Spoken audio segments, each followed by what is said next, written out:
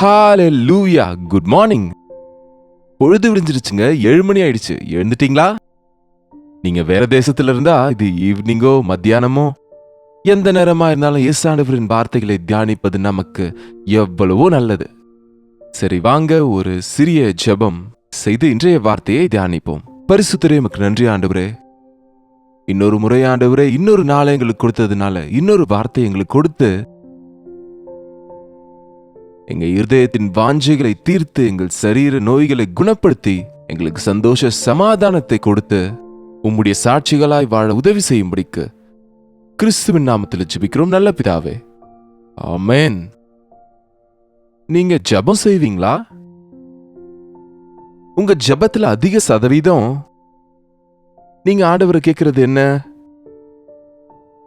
இந்த நாட்கள் அங்க எங்க பார்த்தாலும் எங்களுக்கு அநேக ஜெப குறிப்புகள் வருங்க. அதை நாங்க அனலைஸ் செய்து பார்த்தா, ஒரு 1000 பேர் அனுப்பின பாரங்கள்ல எத்தனை பேர் சுகத்திற்காக கேட்கிறாங்க, எத்தனை பேர் குடும்ப பிரச்சனைகளுக்காக கேட்டிருக்கிறாங்க, எத்தனை பேர் பரீட்சைகளுக்காக கேட்கிறாங்க, வேலைகளுக்காக கேட்கிறாங்க, கர்ப்ப பலன்களுக்காக கேட்கிறாங்க, திருமணத்திற்காக கேட்கிறாங்க என்பது போல இந்த டாபிக்ஸாக நாங்க இவைகளை பிரித்து ஆவிக்குரிய விதத்துல வளரணும்னு எத்தனை பேர் கேட்கிறாங்கன்னு பார்த்தா, அநேக சதவீதம் பலவீனங்களுக்காக ஜெபிக்க சொல்லி ஜெப விண்ணப்பங்களை எங்களுக்கு அனுப்புறாங்க.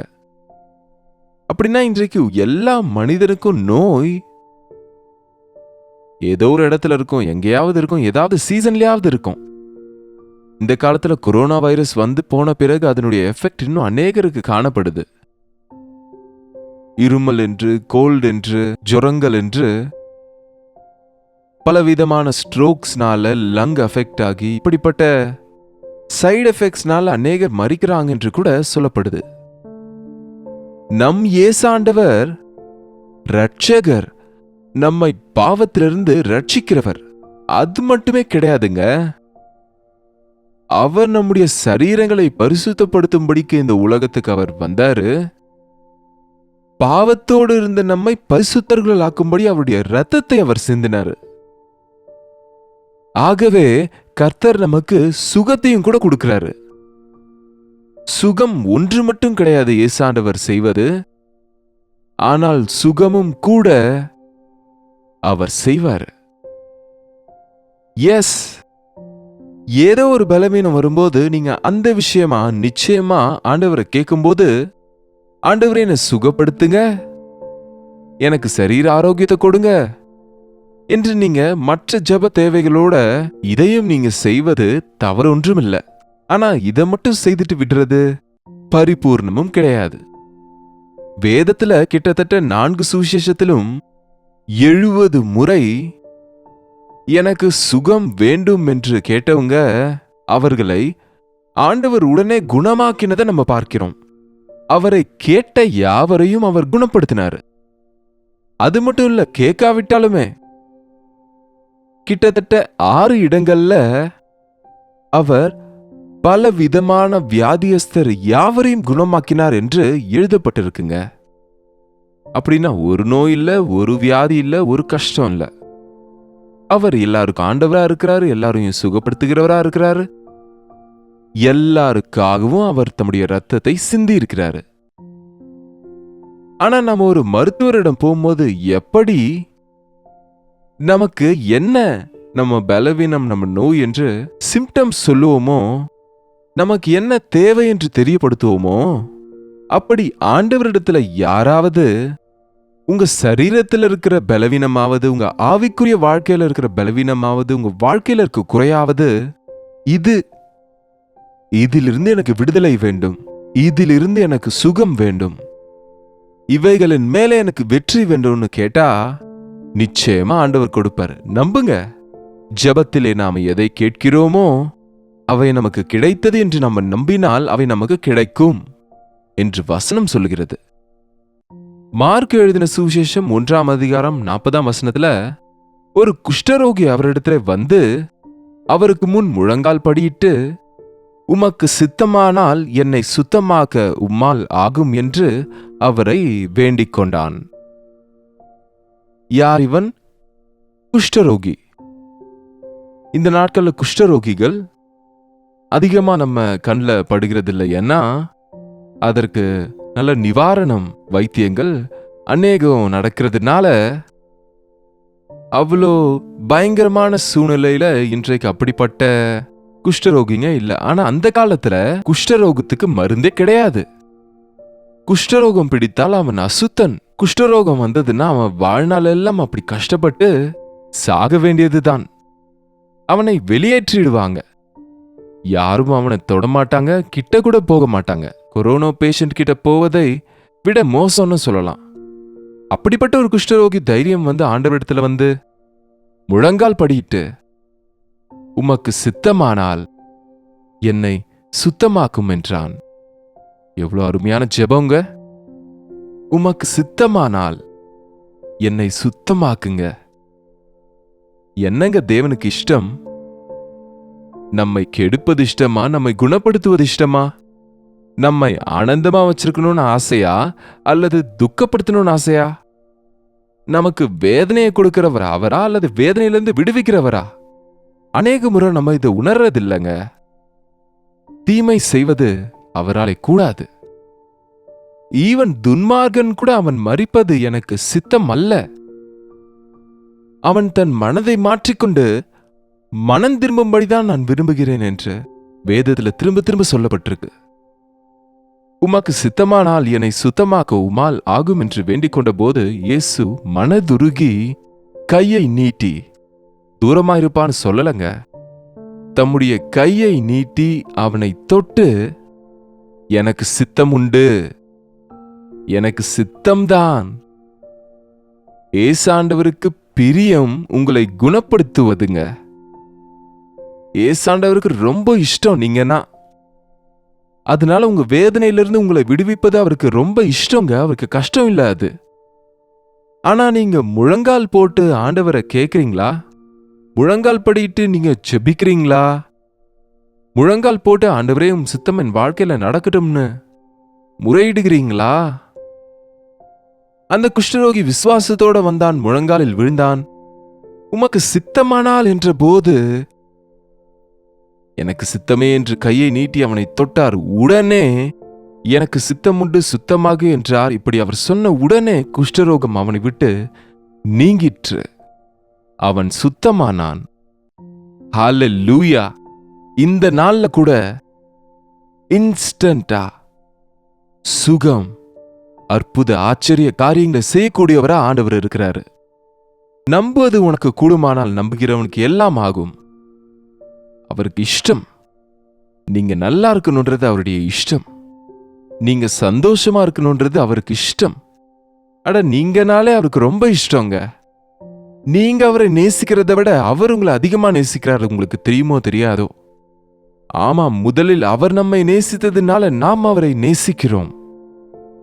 நம்முடைய அன்பு துச்சமானதுங்க.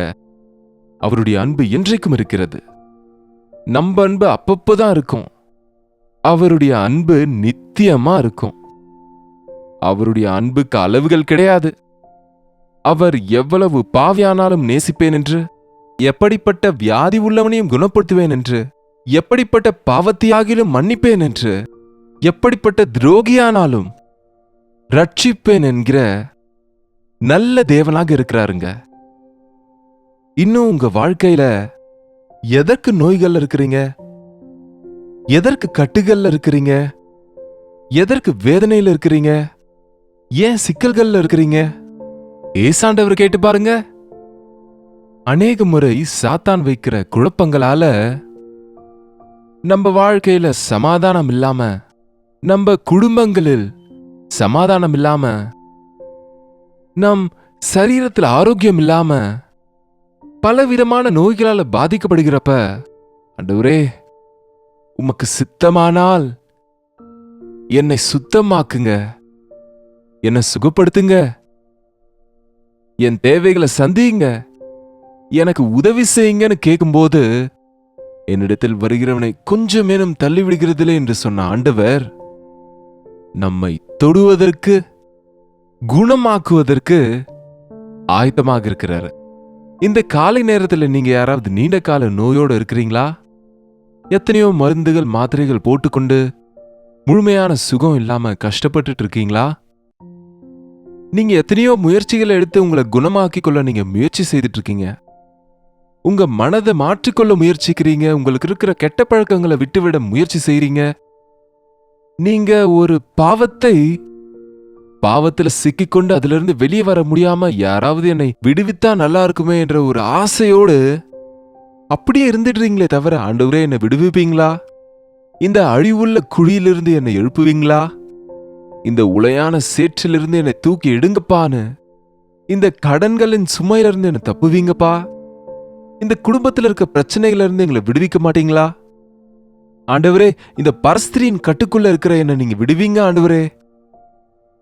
பொறாமையினாலும் பகையினாலும் நிறைந்திருக்கிற இருதயத்தை சரி செய்ய மாட்டீங்களா? உங்களுக்காக வாழணும்னு இருக்க ஐயா, பரிசுத்தமா வாழணும்னு இருக்க ஐயா. உமக்கு சித்தமானால என்ன மாற்றுங்க இன்றைக்கு கேளுங்க. இல்ல உன்னை மாற்ற முடியாது, நீ அழிந்து போக வேண்டும், என்னால முடியாது, உன் கதி இவ்வளவுதான், உன் நிலைமை இதுதான் சொல்லுவாரா? கேட்கிற ஒவ்வொருவனுக்கும் கொடுக்கிறவர் அவர். கேட்ட ஒவ்வொன்றையும் கேட்பதற்கும் நினைப்பதற்கும் அதிகமாக செய்கிறவர் நம் ஆண்டவராக இயேசு கிறிஸ்து. இவ்வளவு பெரிய ஆண்டவரை வச்சுட்டு கஷ்டத்துல, நஷ்டத்துல, நோயில, வேதனையில, நோய்களோடு பிரச்சனைகளோடு நிம்மதி இல்லாம நாம் ஏன் வாழ வேண்டும்? முழங்கால் போட்டு ஜெபிங்க. தேவனுக்கு உங்க சித்தத்தை ஒப்பு கொடுங்க. அவருடைய சித்தத்தை நீங்க ஏற்றுக்கொள்வது கற்றுக்கொண்ட நாளிலே உங்க வாழ்க்கையில நன்மை உண்டாகும், சுகம் உண்டாகும், சுத்த இருதயத்தை நீங்க பெற முடியுங்க. ஆண்டவர் கையை நீட்டி தொட்ட உடனே அவன் சுத்தமானான். அநேக முறை பெரிய பெரிய ஜனக்கூட்டம் அவரிடத்தில் வரும்போது பலவிதமான வியாதியஸ்தரை கொண்டு வந்து அவர் இருந்த அந்த வீட்டின் வாசல் அருகே கொண்டு வந்து வைத்தபோது, மார்க்கு 1:34 மார்க் எழுதின சுவிசேஷம் 1:33, பட்டணத்தார் எல்லாரும் வீட்டு வாசலுக்கு முன்பாக கூடி வந்தார்கள். பல விதமான வியாதிகளினால் உபத்திரவப்பட்டிருந்த அநேகரை அவர் சொஸ்தமாக்கி அநேகம் பிசாசுகளையும் துரத்தி விட்டார். பலவிதமான வியாதிகளினால் உபத்திரவப்பட்டிருந்தவங்களை சுகப்படுத்தி பிசாசுகளை துரத்தி விட்டார். ஒரு ஹாஸ்பிட்டல்ல அநேக விதமான நோயாளிகள் போவாங்க, ஆனா எல்லாரும் சுகப்பட்டு வெளியே வர மாட்டாங்க. சிலர் மரித்து போவாங்க, சிலர் அந்த வைத்தியம் வேலை செய்யாம அதே பலவீனத்தோடு அந்த மருந்து டப்பாவை எடுத்துட்டு வெளியே வருவாங்களே தவிர, ஆனா இயேசாண்டவர் இடத்துல வந்த யாரும் கூட அதே வியாதியில, அதே பாடோட, அதே நிலையில திரும்பி போகலங்க. உன்னை சுகமாக்குகிற கர்த்தர் நானே என்றார் அவர். ஆண்டவரிடத்துல வந்து உங்க இருதயத்தை நீங்க ஊற்றின அடுத்த நொடியில உங்க வியாதிகளிலிருந்து, உங்க பாடுகளிலிருந்து, மனசுல இருக்கிற குழப்பங்களிலிருந்து, உங்க பாவ கட்டுகளிலிருந்து, பல விதத்துல மனுஷர் சோதிக்கப்படுறாங்க, கஷ்டப்படுத்தப்படுறாங்க. பல விதமான வியாதிகளுக்கு அவருடைய தழும்புகளால நமக்கு சுகம் உண்டு. பிசாசனுடைய கிரியைகள் எல்லாவற்றையும் அழிக்கும்படி இயேசு கிறிஸ்து உலகத்துக்கு வந்ததுனால பிசாசனுடைய சிக்கல்கள்ல நீங்க சிக்கிக்கொண்டு வெளியே வர முடியாத சூழ்நிலையில இருந்தா, முழங்கால் போட்டு ஆண்டவரே என்னை குணமாக்கும், என்னை விடுவியும், என்னை ரட்சியும், என் பிரச்சனைகளிலிருந்து எனக்கு விடுதலை தாங்கன்னு நீங்க முறையிடுங்க. அற்புதமாய் தேவனுடைய தொடுதலை நீங்க இப்போவே பெற்றுக்கொள்ள முடியும். ஜெபிப்போம். பரிசுத்தரே, அன்புள்ள தகப்பனே, யார் யார் எங்கெங்கிருந்த ஆண்டவரே விசுவாசத்தோடு முழங்கால் படிட்டு இருக்கிறாங்களோ, என்னுடைய நோய் இது, என்னுடைய பலவீனம் இது, என்னுடைய பாவம் இது, என்னுடைய கட்டு இது, என்னுடைய பிரச்சனை இது, என்னுடைய தேவை இது என்று வாயத்திலிருந்து உம்மிடத்துல சொல்லுகிற ஒவ்வொருவரையும் நீங்க பாருங்க ஆண்டவரே. அன்றைக்கு கையை நீட்டி குஷ்டரோகியை நீர் சுகப்படுத்தினது போல இன்றைக்கும் உம்முடைய கையை நீட்டி இந்த பூமியின் கடைசி வரைக்கும் யார் எங்கிருந்து உமக்கு முறையிடுகிறார்களோ அங்கே எங்கே இருக்கிறவங்களை நீங்க தொடுங்க ஆண்டவரே, தொடுங்கப்பா. ரட்சிக்க கூடாதபடிக்கு உம்முடைய கரங்கள் குறுகி போவும் இல்லை, கேட்க கூடாதபடிக்கு உம்முடைய செவிகள் மந்தமாகவும் இல்லையே.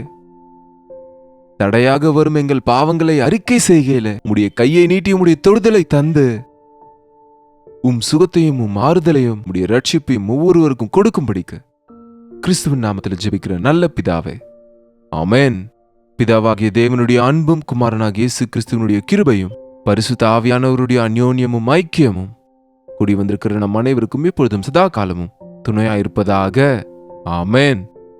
தேவனுக்கு ஸ்தோத்திரம். உங்களுடைய ஜெப விண்ணப்பங்களையும் பாரங்களையும் பிரைஸ் ரிப்போர்ட்ஸையும் எங்களுக்கு 8939801234 என்ற நம்பருக்கு ஒரு டெக்ஸ்ட் அல்லது வாய்ஸ் மெசேஜ் மூலம் அனுப்புங்க.